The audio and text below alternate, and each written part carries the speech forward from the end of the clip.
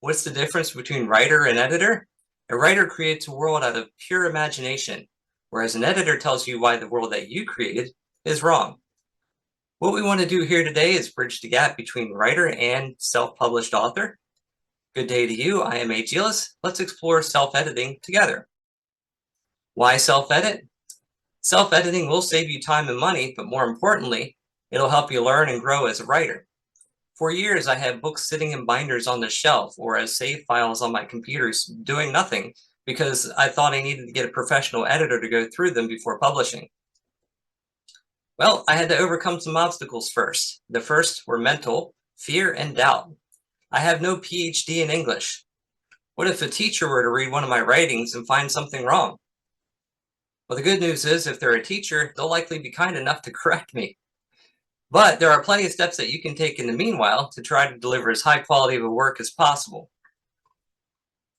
For writing, I divided it into two categories: content versus technical. Content is concerned with understanding the story itself, elements like the plot, the twists, character development, and consistency, whereas technical writing focuses more on spelling, grammar, and sentence structure. For content, the biggest tool I use is time separation. If I'm writing something, I'll walk away for a few hours before rereading.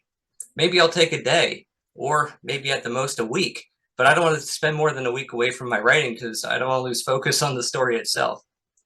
But taking that break, rereading with fresh eyes, often highlights improvements that I wouldn't have noticed before. It shows me any additions or cuts that I need to make to the work. Some questions you can ask yourself when editing content is what you're trying to convey clear to the reader? Do they know who is talking to who? Or do they know who is doing what at any given point? Is there a logical flow or transition between events? Does everything tie together into one cohesive story? Or are there any plot holes that need to be patched up? Although writers are resistant to changing their story, thoughtfully consider what others have to say about the pacing, what makes logical sense, and what details that you could provide would be helpful to them. Even when you publish a work, you can update to a new edition. A technical tool that many are familiar with and that I use all the time is MS Word, which has a spelling and grammar button. Click on that button and the program will step you through recommended changes. Look for green squigglies for grammar and red squigglies for spelling. Just because a program recommends changes doesn't mean you have to make that change, but make it a collaborative decision whether to make the change or not.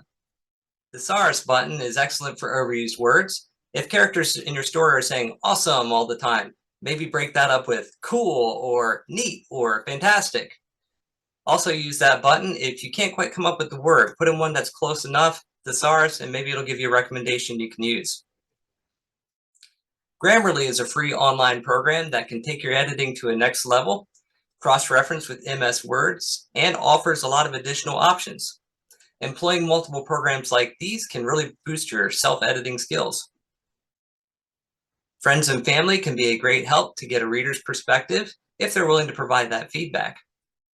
Last but certainly not least, reader reviews or individual messages that you may receive can point out needed changes. Some readers honestly don't see mistakes. Their mind has a built-in autocorrect, whereas other readers, a single typo is like fingernails on a chalkboard. For me, a book is never final, but you can get it to a point where almost all readers are happy with the experience, and I can make minor updates over time as needed. Be open-minded, ready for change. It's okay to be wrong if you're willing to make it right. I'd like to share with you a book I wrote called Specks of Shadow, Flecks of Light. It's a collection of flash fiction, poetry, and short stories, a wild mix of fantasy and reality that is available on Amazon.com. I hope you found this video to be useful. Please do like, comment other techniques that you use, any thoughts, and subscribe. Until next time, blessings be.